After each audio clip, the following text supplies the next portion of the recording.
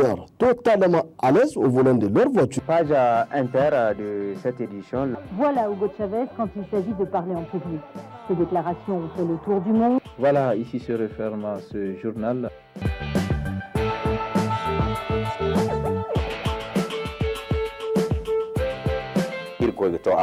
Wayne da manti kala harino kan dubo na bongo se banda masu kallon da sauraron mu barkanmu da yau.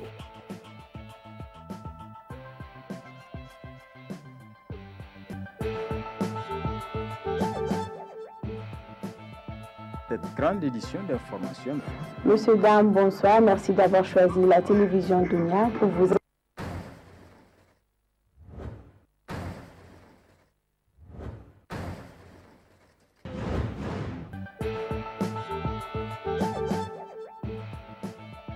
Cette grande édition d'information. Monsieur, dame, bonsoir. Merci d'avoir choisi la télévision Dunia pour vous informer. C'est une circulation fluide et des conducteurs totalement à l'aise au volant de leur voiture. Page inter de cette édition. Voilà Hugo Chavez quand il s'agit de parler en public. Ses déclarations ont fait le tour du monde. Voilà, ici se referme ce journal.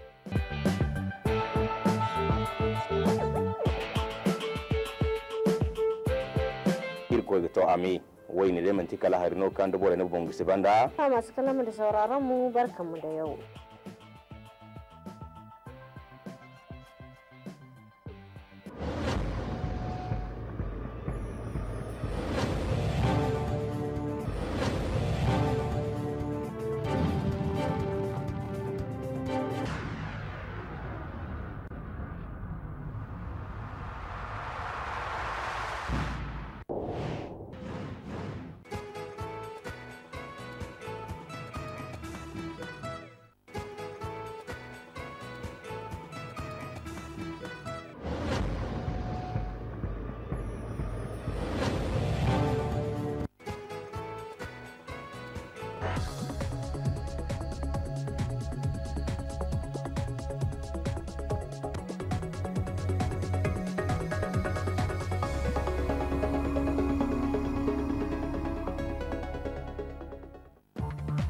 Le président de la République était ce matin sur le site du chantier de construction du chemin de fer. Issoufou Mahamadou est parti s'enquérir de l'état d'avancement des travaux.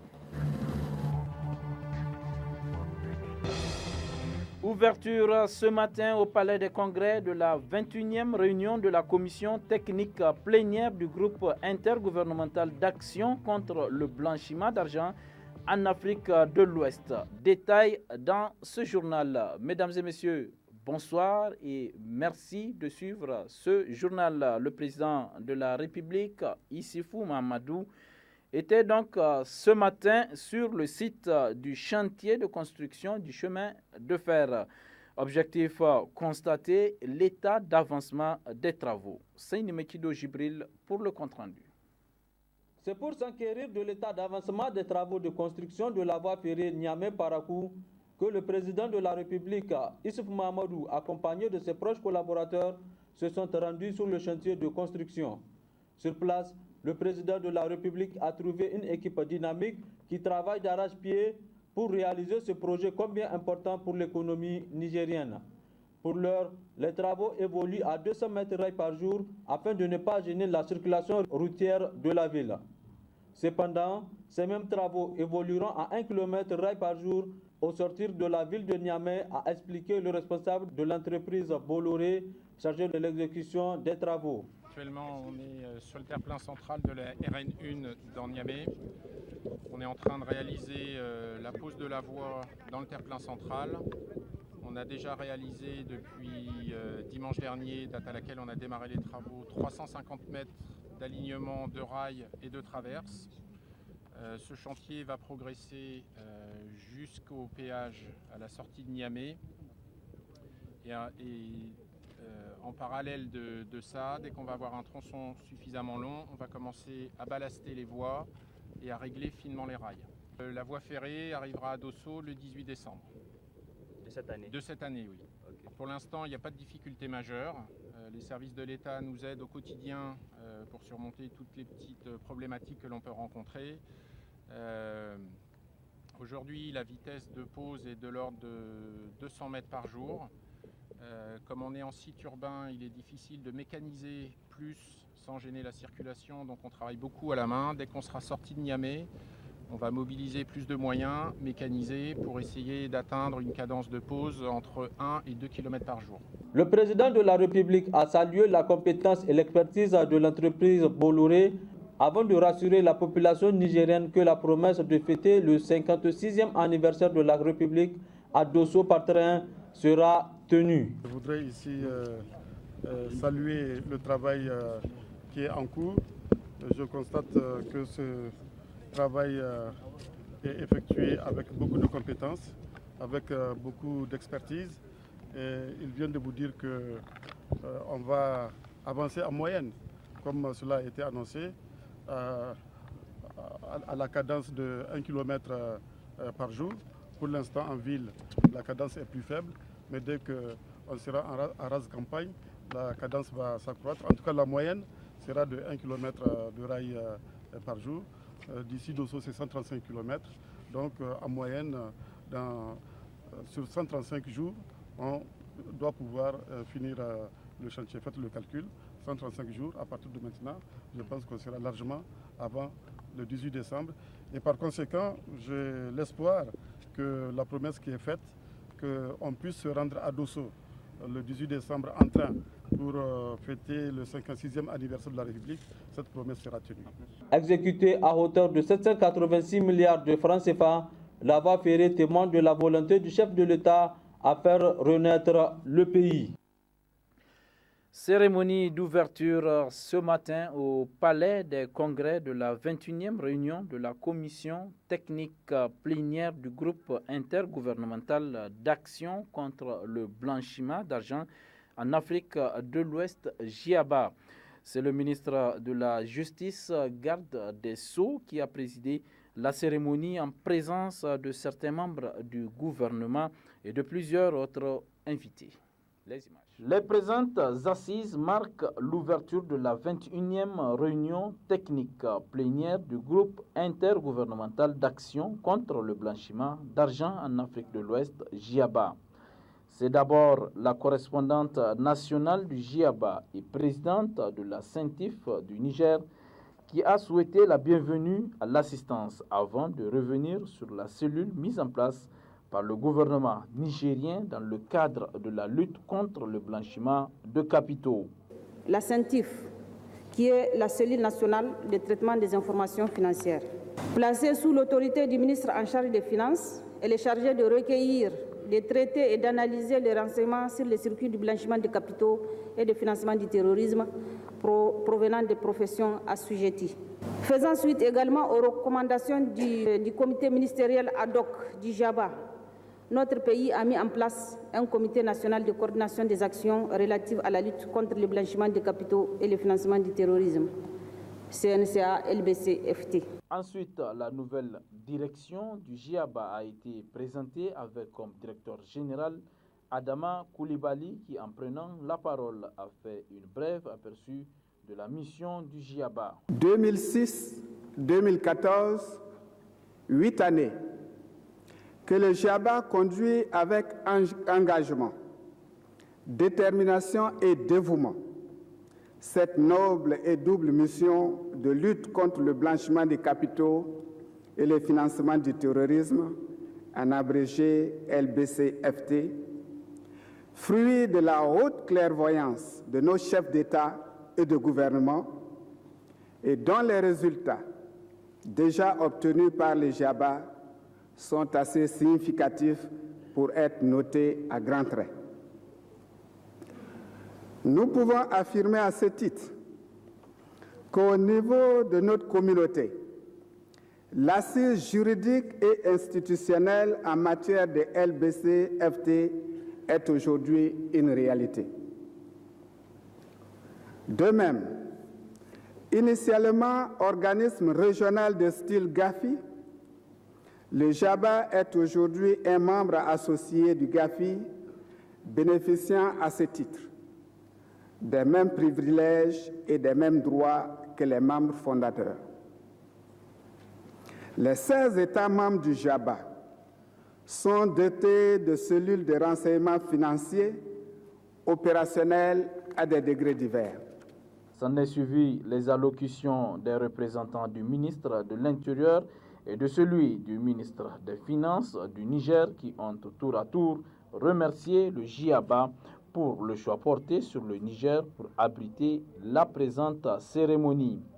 Le ministre de la Justice, en ouvrant les travaux, n'a pas manqué de souligner les efforts déployés par le Niger pour lutter contre le blanchiment de l'argent. Au plan institutionnel, au-delà de la création d'une cellule nationale chargée du traitement des informations financières et l'installation d'un comité national de coordination des actions de lutte contre le blanchiment des capitaux et le financement du terrorisme, le gouvernement a, en juillet 2011, créé et installé une haute autorité de lutte contre la corruption et les infractions assimilées dont le blanchiment des capitaux et renforcé l'inspection générale d'État et l'inspection des finances.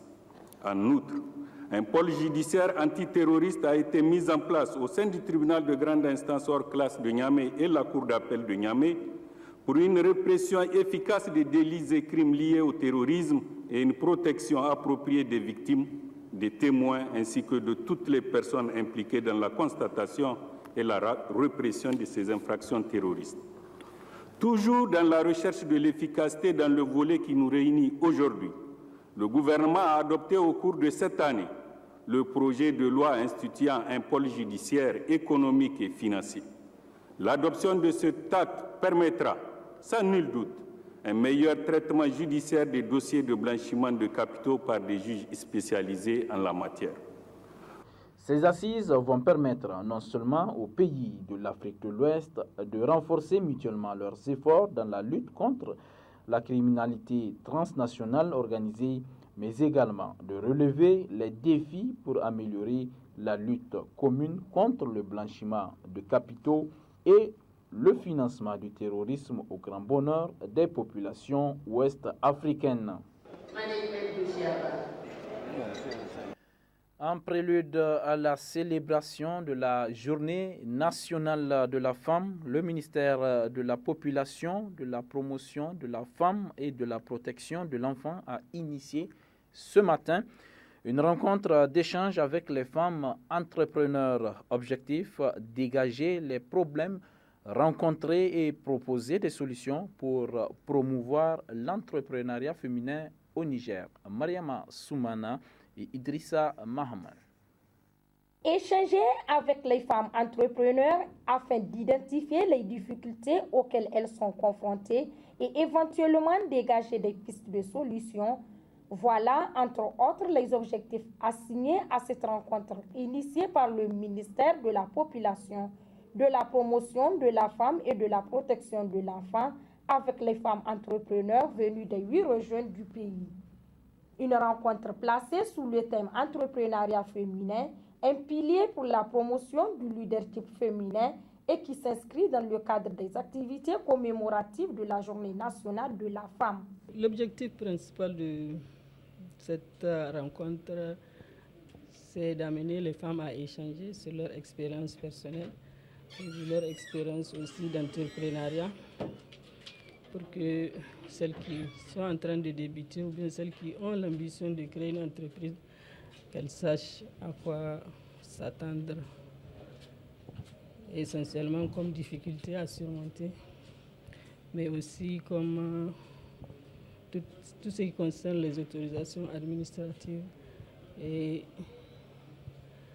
les obligations concernant la caisse de sécurité sociale également, parce que c'est du personnel que ces entreprises-là vont devoir embaucher. Donc il y a des règlements, une réglementation à suivre pour être en règle avec l'administration fiscale.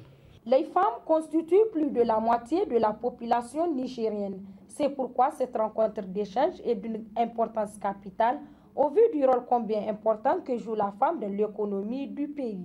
En tant que femme entrepreneur et commerçante, il vous revient d'expliquer à vos sœurs qui exercent dans l'informel qu'il existe des opportunités à saisir pour intégrer le formel et prétendre à des marchés plus importants afin d'être leader et assurer son autonomie. En effet, il ne fait aucun doute que les femmes, au même titre que les hommes, ont un rôle important à jouer. Il existe des potentialités à exploiter et des responsabilités à assumer, car le Niger a fait sienne la lutte pour l'équité de genre. L'égalité professionnelle sur le marché du travail doit être respectée et le rôle des femmes pris en compte dans les échanges commerciaux.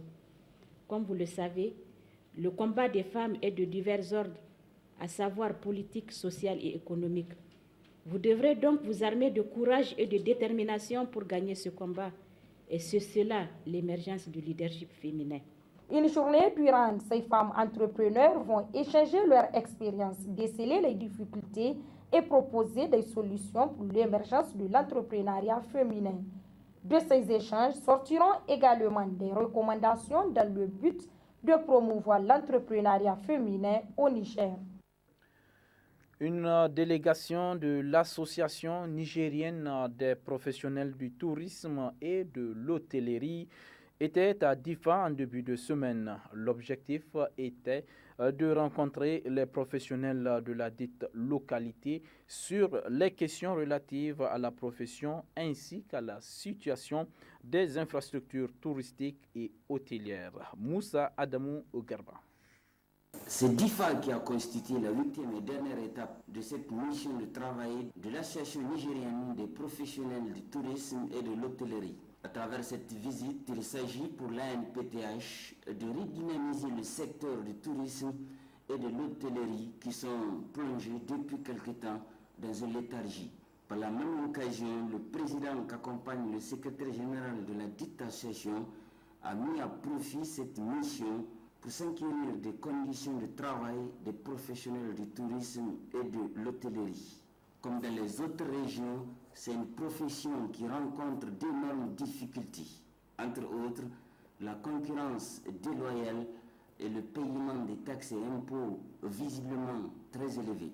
Le président a eu une série de rencontres avec quelques professionnels du tourisme et de l'hôtellerie. Pour le secrétaire général, cette mission s'inscrit dans la droite ligne des différentes préoccupations de l'Association nigérienne professionnelle du tourisme et de l'hôtellerie. L'objet de notre mission, c'est de vous rencontrer en tant que professionnel de la région. Vous rencontrer, vous écouter, pour que vous nous dites de vive voix quelles sont vos préoccupations. Pour qu'ensemble, s'il y a des solutions locales qu'on peut trouver, on les trouve, on les règle avant de partir. Si c'est des solutions qu'il faut trouver au niveau national, nous allons retourner à Niamey pour trouver ces solutions. Déjà ce matin, nous avons entamé donc la visite de vos structures. Nous avons vu ces structures. Donc après que vous nous ayez dit vos problèmes, nous allons aussi vous dire, nous avons aussi des remarques donc, que nous avons eu à faire. Et nous allons donc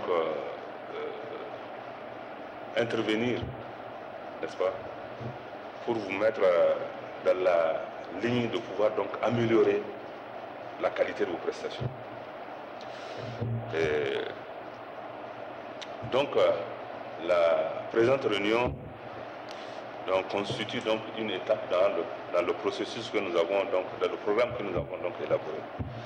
Et donc la réunion là, après cette réunion-là, nous allons aller rencontrer les autorités, en l'occurrence le gouverneur, le président du conseil et le maire, les autorités donc régionales. Mais nous allons aussi rencontrer le directeur régional de la police et le directeur régional des impôts. De facto, la délégation de l'association a tenu à rencontrer les autorités administratives locales pour trouver sur place des voies et moyens pour solutionner certains problèmes. Ces échanges ont été très fructueux. Une autre série de rencontres s'en est suivie. D'abord au niveau du service des impôts, à la DRPN et à la direction régionale du tourisme. La délégation a également profité pour visiter certaines infrastructures hôtelières et touristiques. Force est de constater que certaines infrastructures ne méritent pas d'héberger des individus par manque de cadre idéal. À tous les problèmes exposés, le président de l'ANPTH a promis de trouver des solutions. Autre aspect de ce journal, désormais, c'est possible de voyager à l'intérieur du pays à bord d'un avion. Après l'étape des autres régions, Niger Airlines vient de lancer son programme sur l'axe Tawa-Niamey tous les mercredis dans la semaine. Compte rendu Ramedé Alassane. Après l'étape des autres régions du Niger, Niger Airlines continue à lancer ses différents programmes de vols aériens pour soulager la population nigérienne de leurs transactions socio-économiques à l'intérieur du pays. Pour l'étape de la région de Tawa, le PDG Niger Airlines a été accueilli par les autorités administratives de la région, juste après quelques gestes symboliques pour souhaiter la chaleureuse bienvenue au PDG et les passagers qui sont à bord de cet avion. Le secrétaire général du gouvernorat de la région de Tawa a bien voulu s'exprimer pour saluer cette heureuse initiative du Niger Airlines. C'est avec fierté que nous nous trouvons, disais-je, dans cet avion. C'est pour moi l'occasion, au nom de toutes les populations de la région de Tawa, au nom de toutes les autorités régionales, de remercier les initiateurs de cette desserte qui va faciliter beaucoup le transport entre notre région et la capitale. Donc, vraiment, je ne peux qu'exprimer ma joie à cette occasion-là. Je réitère le remerciement à Niger Airlines. Selon le PDG Abdoulaye Azizi Larabou, si l'État du Niger continue à soutenir cette initiative, désormais, voyager à bord d'un avion au Niger ne sera pas un luxe, mais une nécessité. Il a par la suite de son intervention souligné les objectifs visés à travers ce programme. Notre objectif, c'est de permettre à une grande partie de la population nigérienne de voyager par avion. Que l'avion ne soit pas un luxe, mais une nécessité, un outil de travail. C'est ce que nous voulons vraiment inculquer dans la mentalité de nos compatriotes. Pour vos réservations, il faut retenir que chaque mercredi dans la semaine, le vol sera disponible sur l'axe Tawa-Niamey. Pour d'autres informations complémentaires concernant Niger Airlines, axe de Tawa, prenez attache avec Alhazi Alazingaboy. Début ce matin au Grand Hôtel de Niamey de la consultation nationale sur le ciblage pour le passage à l'échelle de traitement antirétroviral au Niger. Objectif, harmoniser les idées pour une mise en œuvre efficace du traitement antirétroviral au Niger conformément aux nouvelles directives des OMS. Isdor Banaba et Ibrahim Idi. Réunis autour d'une même table, les cadres centraux et déconcentrés du ministère de la Santé, les représentants des organisations internationales et des structures militant dans le cadre de la lutte contre le VIH-Sida veulent trouver un consensus national sur les nouvelles cibles pour le passage à l'échelle de traitement antirétroviral au Niger, conformément aux nouvelles directives du système des Nations Unies. Des directives qui recommande que le traitement antirétroviral soit instauré plus tôt. Cette mesure, qui entre dans le cadre de l'atteinte des objectifs de l'AG 6 des OMD, permettra à 15 millions de personnes d'accéder au traitement, a souligné Pana Asimawe, représentant de l'Organisation mondiale de la santé.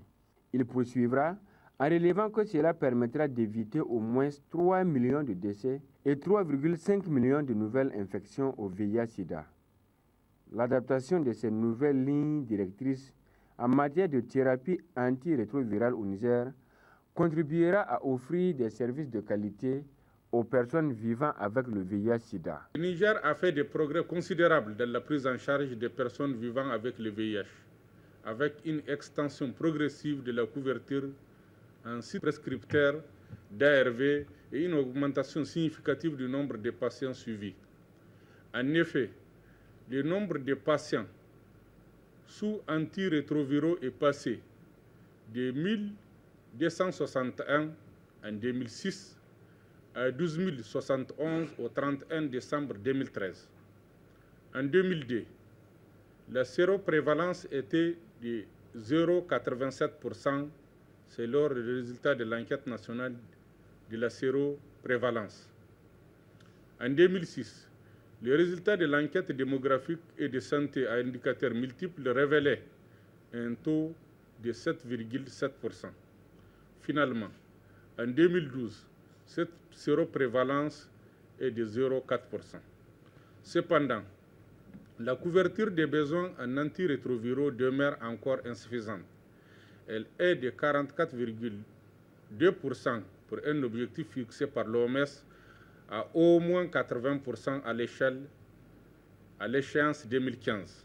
Au cours de ces assises, les participants feront des propositions pertinentes sur le ciblage pour le passage à l'échelle du traitement antirétroviral au Niger pour l'atteinte de l'objectif 3.0, à savoir 0 nouvelle infection, 0 discrimination et 0 décès liés au VIH-Sida au Niger.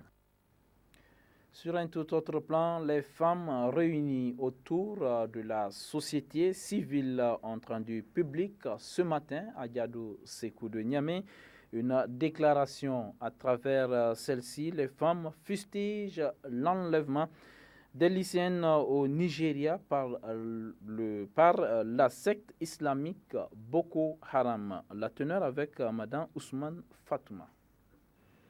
Le lundi 14 avril 2014, un groupe d'hommes armés faisait irruption dans un établissement scolaire de Chibok dans l'état du Borno et enlevé plus de 223 jeunes filles en cours d'examen.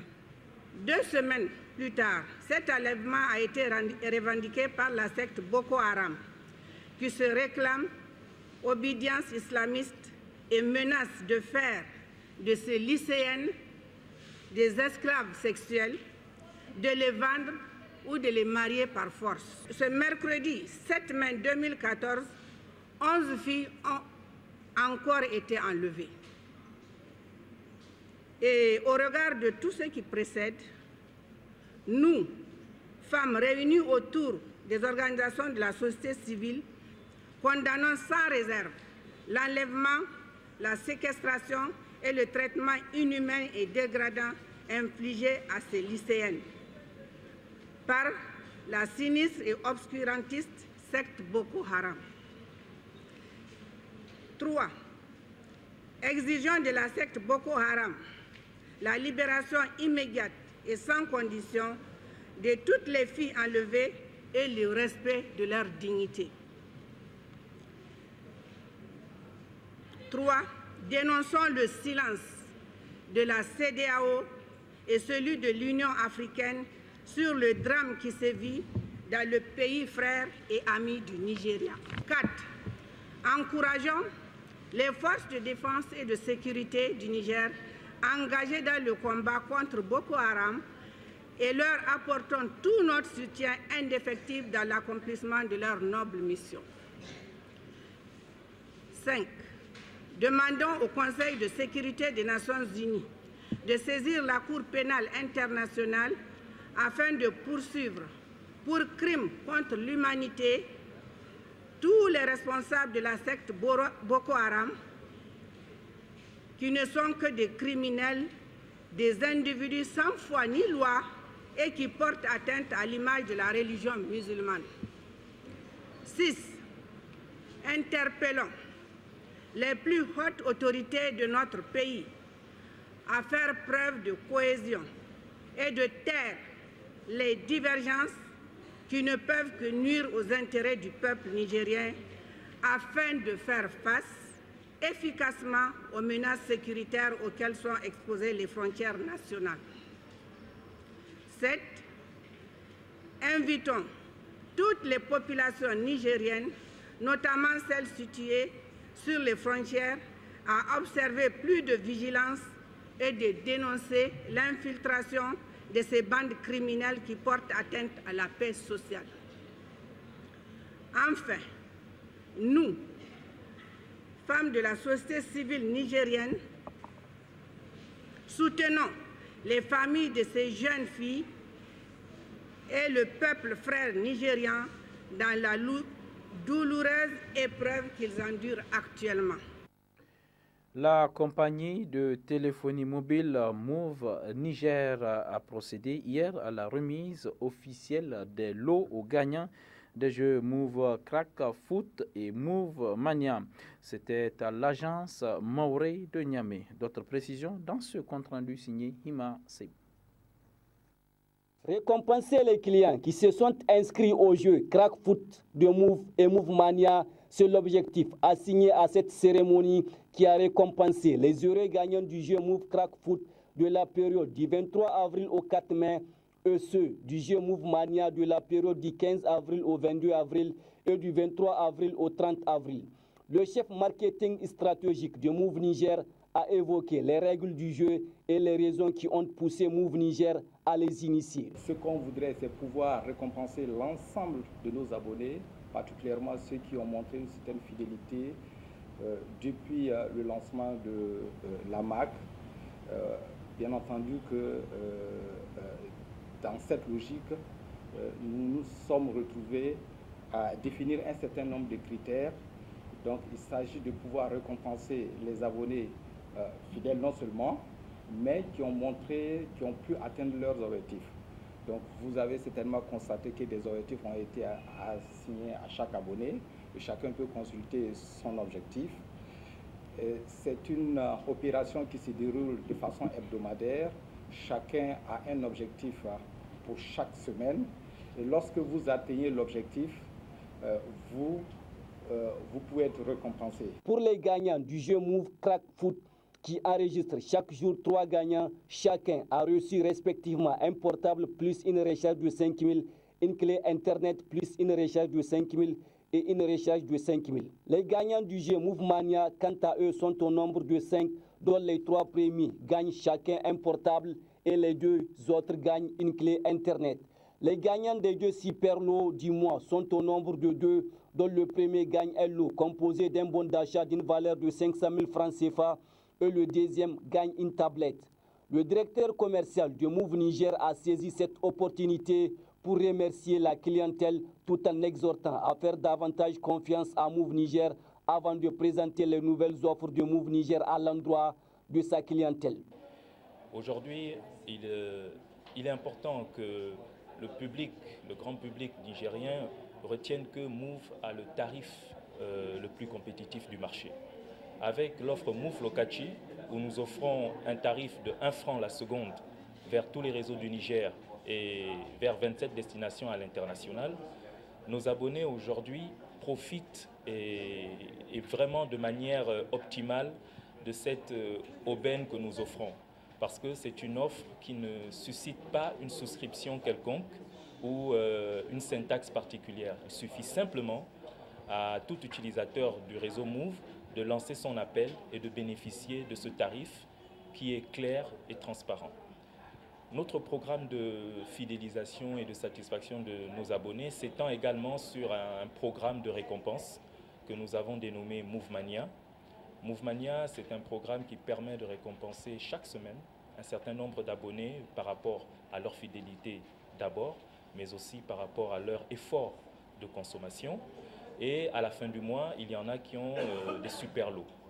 Ces super lots sont très attractifs. Nous avons des tablettes, nous avons des téléphones et nous avons un bon d'achat de 500 000 francs. La compagnie de téléphonie Move Niger ne cesse d'apporter des innovations afin de satisfaire et de répondre aux attentes de sa clientèle. Le lycée d'excellence a procédé ce matin au lancement de la 3e édition des activités de la semaine scientifique, sportive et récréative des élèves. C'était en présence de la ministre des enseignements secondaires et de plusieurs autres invités. Compte rendu Murtala Zouberou, Soumaïla Dandi.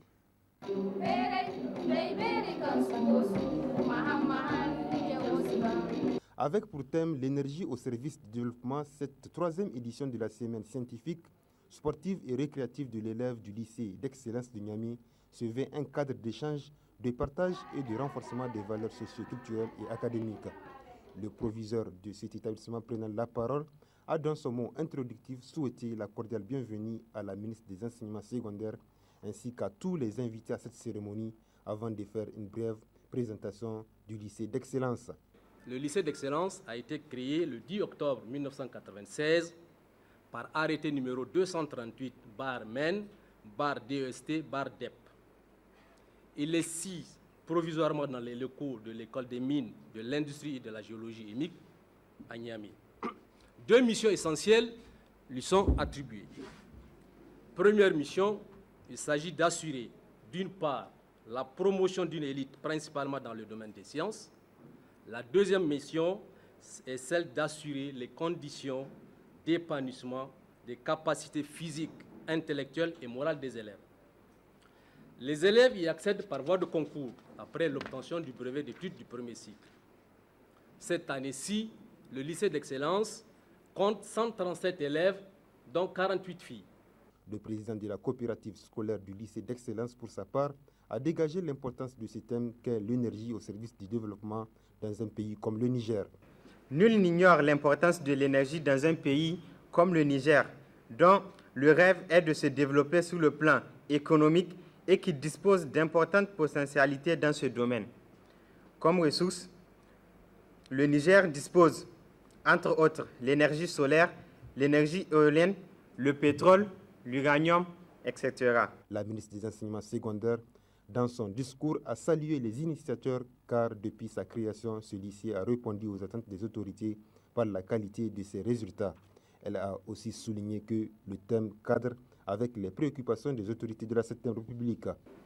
Le thème choisi par cette 3e édition de vos journées scientifiques et sportives, à savoir l'énergie au service du développement, cadre parfaitement avec vos préoccupations en tant que futurs scientifiques et avec celles des autorités de la 7e République, au premier rang desquelles Son Excellence Issoufou Mahamadou, président de la République, qui ne cesse de se soucier du déficit énergique de notre pays et d'œuvrer pour la formation des scientifiques capables de mettre en valeur de notre important potentiel énergétique hydraulique, fossile, solaire et éolien. Parmi ces activités rentrant dans le cadre de la semaine scientifique, sportive et récréative de l'élève du lycée d'excellence, une conférence débat sera animée sur le thème « L'importance de l'énergie » par le professeur Albert Wright. Occasion saisie par la ministre d'effectuer une série de visites dans les locaux de cet établissement. Oh, énergie renouvelable, tu animes, tu rayonnes et fais rayonner. En prélude aux manifestations de la Semaine de l'architecture, le Centre culturel franco-nigérien a organisé une conférence de presse ce matin. Objectif, présenter le programme des activités de la semaine. Compte rendu Halimatou Abdou Jamilou Oumarou. Cette conférence de presse organisée par le comité d'organisation de la Semaine de l'architecture en terre, qui se tiendra le lundi prochain, vise à présenter le programme de la dite semaine riche en couleurs. Suite à cette grande cérémonie d'ouverture, le lendemain commencera vraiment la conférence en tant que telle, avec 4 conférences par jour. Après la journée sur le patrimoine, nous aurons la journée sur la formation. Lors de la formation, nos partenaires viendront nous expliquer en quoi la formation est importante et surtout indispensable pour pouvoir s'inspirer des techniques ancestrales très effectives de l'architecture en terre. Le vendredi sera dédié aux visites et expositions. La matinée, nous commencerons avec M. Abdoulaye Deyoko, directeur de l'école d'architecture de Bamako. Ensuite, l'après-midi sera dédié à la clôture de l'atelier réseau. Enfin, nous clôturerons la semaine à 16h30, ici même au CCFN, avec les différents officiels de l'événement. Au cours de cette conférence de presse, il a également été présenté les résultats déjà atteints et ceux attendus à la fin de cette semaine. L'objectif global du projet, c'est de créer des conditions pour avoir une relance des industries culturelles liées à l'architecture. Et les professionnels de la culture, ils se sont mis vraiment au travail, en synergie avec les projets depuis le début. Et ça a débuté en écriture du projet consensuel. Et pour cela, le ministère de la Culture, il a pu allouer au projet 12 500 €. C'est à peu près 8 200 000 francs CFA. Ça, c'est un signe très important pour les pays parce qu'un des objectifs, les premiers objectifs du projet, c'est le patrimoine. C'est les liens entre l'architecture moderne et l'architecture traditionnelle au Niger. Le deuxième résultat, c'est une construction, la construction des pavillons de l'architecture inter au Musée national de Bohama. Le troisième résultat, c'est la construction de 2 prototypes de maisons, un banco, un en terre compressée. On a touché les entrepreneurs, les privés, les sociétés de construction et on a pu faire un chantier école. Les partenaires du projet ont tour à tour pris la parole pour expliquer les démarches qui ont abouti au partenariat. Les journalistes présents à cette rencontre ont voulu en savoir plus sur cette semaine. Des questions qui ont trouvé des réponses pertinentes de la part des organisateurs. C'est ici que se referme ce journal. Merci de l'avoir suivi et passez une excellente soirée en compagnie des programmes de la toute première H24 Dunia TV. Au revoir.